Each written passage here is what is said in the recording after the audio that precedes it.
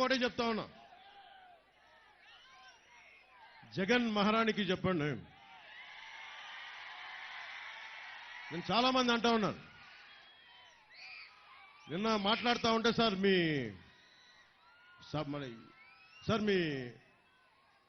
మీ నాలుగో పెళ్ళాన్ని కాకినాడలో అవమానం జరిగింది సార్, మీ నాలుగో పెళ్ళాన్ని. కానీ నాకు అర్థం కాల, నేను ఎప్పుడు అన్నీ మర్చిపోయా. ఏంటి అంటే చెప్తారు నిన్న. సో జగన్, నువ్వు నా వ్యక్తిగత జీవితం గురించి అన్నప్పుడల్లా నేను చాలా నియంత్రణతో ఉంటాను జగన్, గుర్తుపెట్టుకో. అలాగే వైసీపీ లీడర్లు కూడా చెప్తా ఉన్నా, నేను చాలా తెగించి మొండి మనిషిని.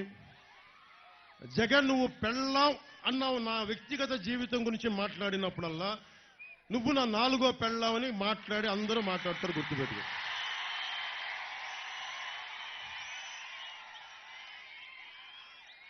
మనం మాట్లాడితే నేను కూర్చోబెట్టి నియోజకవర్గాల్లో మారుస్తా ఉంటాను. మరి నువ్వెందుకు మార్చావు? నువ్వు 70 మంది ఎమ్మెల్యేలకు ఎందుకు మార్చావు? ఎక్కడో నెల్లూరులో ఉన్న వ్యక్తిని తీసుకెళ్లి నరసరావుపేట ఎంపీకి ఎందుకు పెట్టావు నువ్వు? అంటే నీకో న్యాయం, మాకో న్యాయమా? మీకున్న మీరు యువత, మీ అందరికీ ఒకటే చెప్తా ఉన్నా, మీకు ఒక పాస్పోర్ట్ రావాలి అంటే పోలీస్ వెరిఫికేషన్ ఉండాలి. మీ మీద పోలీస్ కేసు ఉంటే మీకు ఉద్యోగాలు ఇవ్వరు. పాస్పోర్ట్ రావాలంటే పాస్పోర్ట్ రాదు.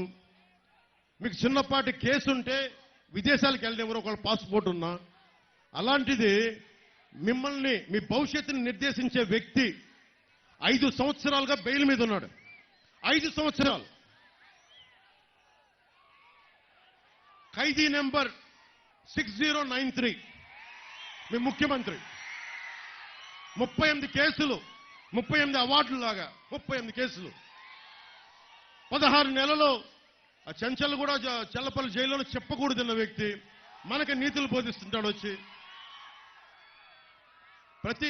జగన్ బతికి ఎలాంటిదంటే ప్రతి శుక్రవారం రాగానే వణుకొస్తా ఉంటది, ఈ రోజు ఎలా ఎగ్గొట్టాలి అని.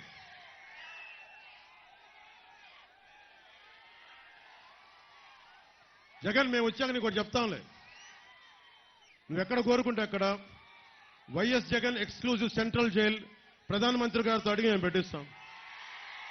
ప్రధానమంత్రి గారు ఒకటే చెప్పారు మొన్న, బర్మార్ జిల్లా రాజస్థాన్లో ఒకటే మాట అన్నారు, కరప్ట్ చేసినోడు ఎవడైనా సరే జైలుకు పంపించడం ఖాయం అని.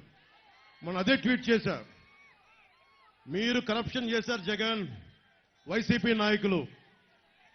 మోడీకి గ్యారంటీ అని చెప్పారు మోడీ గారు. మోడీ గ్యారంటీ. తప్పులు చేశారు మీరు, అరాచకాలు చేశారు, అవినీతి చేశారు. మిమ్మల్ని మోడీ గ్యారంటీతో జైలుకి పంపించడం ఖాయం మిమ్మల్ని.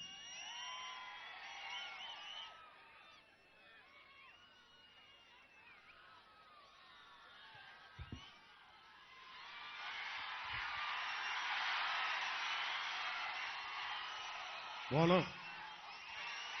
ముఖ్యంగా నా పచ్చబొట్లు పెట్టుకున్న అభిమానులకి,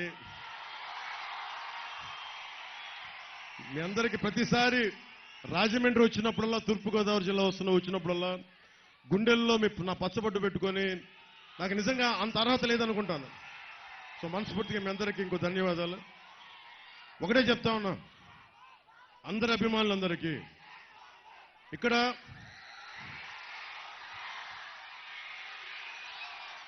మెగాస్టార్ చిరంజీవి గారు అభిమానులు ఉన్నారు, రామ్ చరణ్ గారు అభిమానులు ఉన్నారు, జూనియర్ ఎన్టీఆర్ గారు అభిమానులు ఉన్నారు, ప్రభాస్ గారి అభిమానులు ఉన్నారు, మన గుంటూరు కారం మహేష్ గారి అభిమానులు ఉన్నారు, పుష్ప అల్లు అర్జున్ గారి అభిమానులు ఉన్నారు. హీరో లిస్ట్ చాలా ఉంది. సో అందరు హీరో అభిమానులకి చెప్తున్నా, ఎప్పుడన్నా సరే తెలుగుదేశం పురంధేశ్వరి గారి, మనందరి ఆంధ్ర రాష్ట్రానికి తెలుగుతనానికి ప్రపంచ వ్యాప్తంగా గుర్తింపు తెచ్చిన శ్రీ నందమూరి తారక రామారావు గారు ఏ రోజు కూడా, ఆయనతో కూడా అందరూ సినిమా హీరోలు ఎవరు కూడా ఆయనతో సహకరించాల. కొంతమంది కాంగ్రెస్ లో కూడా ఉన్నారు. కృష్ణ గారు కాంగ్రెస్ లో ఉన్నారు, కోట శ్రీనివాసరావు గారు వేరే పార్టీలో ఉన్నారు. ఎన్టీ రామారావు గారిని విమర్శించేవాళ్ళు. ఏ రోజున ఎన్టీ రామారావు గారు ఎప్పుడు కూడా కృష్ణ గారిని ఒక్క మాట అనలా. అది ఎన్టీ రామారావు గారి సంస్కారం. అలాగే తెలుగుదేశం పార్టీ కూడా నేను విభేదాలు ఉన్నా కానీ నన్ను ఎప్పుడు వ్యక్తిగతంగా కూర్చోబెట్టి నా సినిమాలను ఎప్పుడు ఆపల. మీ అందరూ అభిమానించే ముఖ్యంగా ఆ రోజున చిరంజీవి గారిని, ప్రభాస్ గారిని, మహేష్ గారిని వాళ్ళ ముగ్గురిని నడిపించి ఎక్కడో ఇంటి బయట ఆపించి నడిపించి కనీసం భోజనం కూడా పెట్టకుండా ప్రైవేట్ మీటింగ్ జరుగుతూ ఉంటే అసలు ఆ మీటింగ్ జగన్కి చిరంజీవి గారికి సంబంధం లేదు. జగన్కి మీరందరూ గుండెల్లో పెట్టుకున్న లక్షలాది మంది అభిమాన నాయకులు అంటే జగన్కి కుళ్ళు. ఆ కలుగులో ఎలుకది తట్టుకోలేదు. పాప నిన్న కాకినాడ ఆదిత్య కాలేజీలో గర్వంగా బయటకు వచ్చాడు. దేనికి వచ్చాడు? CM sir thank you sir, CM sir thank you అని చెప్తామని వచ్చారు. అక్కడ జరిగిన విషయం వేరే అనుకోండి. అంత కక్షపూరితమైన వ్యక్తి. అలాంటి వ్యక్తి ఒక సినిమాకి టికెట్ రేట్లో సినిమాకి పరిశ్రమకి కావాల్సిన పెంచాలి అంటే చిరంజీవి గారికి హీరోలకి సంబంధం లేదు. నిర్మాతల మండలి ఉంది, ట్రేడ్ బాడీ ఉంది.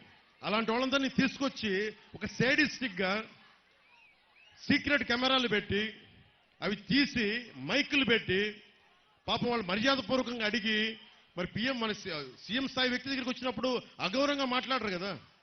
చిరంజీవి గారు అందరి తరఫున మాట్లాడితే ఆయన్ని కూడా అగౌరవపరిచిన వ్యక్తి. అజాత శత్రువు చిరంజీవి గారు. ఎవరి జోలికి వెళ్ళరు. ఎన్ని తిట్టండి, ఆయన ఎన్ని విమర్శించండి. నాకు తెలుసు కదా ఇంట్లో వాడిగా గుండె బాధపడదు. నాకు కూడా చెప్పరు ఈ రోజు దాకా చెప్పలా. అలాంటి అజాత శత్రువుని కూడా ఇతను కించపరిచిన వ్యక్తి. జక్కంపూడి రాజా గారికి ఒకటే చెప్తున్నా, మా భీమ్లా నాయక్ సినిమాలకి పాపం బలరామకృష్ణ గారి టికెట్లు దొరకలేదు కానీ జక్కంపూడి రాజా గారు ఎమ్మెల్యే కాబట్టి నా సినిమాలు టికెట్లు ఇప్పించారు. మాకు ఈ సినిమా అభిమానం వద్దండి. మాకు జక్కంపూడి రాజా గారు మేము కోరుకుంటుంది మీ వాళ్ళు దోపిడీ చేయకుండా ఉంటే చాలు, మాకు అదే 10,000. మా సినిమాలు మాకు ఎలా చూడాలో మాకు పచ్చబొట్లు పొట్టించుకున్న అమ్మాయిలు ఉన్నారు. అలాగే మాకు మహిళా శక్తి ఉంది. వీటన్నిటికంటే కూడా మీ వాళ్ళకి చెప్పండి, అన్ని వర్గాలకి న్యాయం చేయమని చెప్పండి. అది కూడా టైం అయిపోయింది కాబట్టి భవిష్యత్తులో జక్కంపూడి రాజా గారికి కూడా చెప్తున్నా, మీ నాన్నగారంటే నాకు గౌరవం ఉంది కానీ మీరు ఓడిపోతున్నారు. అలాగే జక్కం